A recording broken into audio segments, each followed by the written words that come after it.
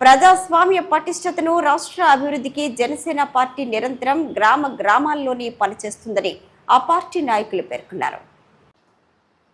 Rural మండలం పొన్నం పంచాయతీ గొల్లపేట గ్రామంలో శుక్రవారం సాయంత్రం జనసేన పార్టీ జెండాను జనసేన పార్టీ ఉమ్మడి శ్రీకాకుళం జిల్లా అధ్యక్షులు రాష్ట్ర కార్యదర్శి పిసిని చంద్రమోహన్ ఆవిష్కరించారు.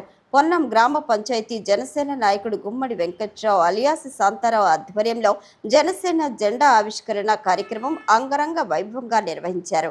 ఈ కార్యక్రమానికి ముఖ్య అతిథిగా హాజరైన ఉమ్మడి శ్రీకాకుళం జిల్లా అధ్యక్షులు రాష్ట్ర కార్యదర్శి పిసిని చంద్రమోహన్ మాట్లాడుతూ జనసేన పార్టీ క్షేత్రస్థాయిలో బలోపేతం చేసే దిశగా పనిచేయాలన్నారు.